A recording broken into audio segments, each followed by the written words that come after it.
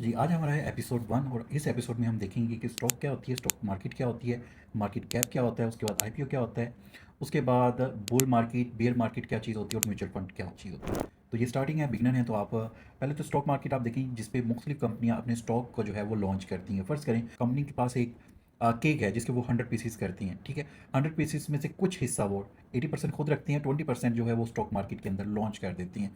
अब उसके बाद वो करते हैं उसका आईपीओ, मतलब कि 80% उन्होंने रखा, 20% उन्होंने पब्लिक कर दिया। पब्लिक उनके शेयर बाय कर सकती हैं। अब इन शेयर के वो डिफरेंट प्राइस निकालते हैं। वो ₹5 का भी शेयर हो सकता है, ₹10 का भी शेयर हो सकता है। उसके बाद आ जाता है मार्केट कैप। मार्केट कैप के अंदर जो कंपनी की टोटल वैल्यू होती है, जो वर्थ होती है, उसका हमें पता चलता है। उसके बाद आ जाती है बुल मार्केट। बुल मार्केट जब मार्केट ऊपर जाती है इस तरह, तो ये इसको बुल मार्केट कहते हैं। जब मार्केट नीचे आती है तो इसको हम बियर मार्केट कहते हैं। उसके बाद आ जाता है म्यूचुअल फंड, एएमसी।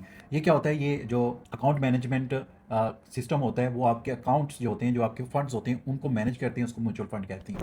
तो नेक्स्ट एपिसोड के अंदर हम देखेंगे कि 10 चीज़ें जो, अगर आप सैलरी पर्सन है या आपकी जो भी आप बिजनेस करते हैं, तो आपकी जो इनकम है उसको आप 10 हिस्सों में किस तरह डिवाइड करेंगे।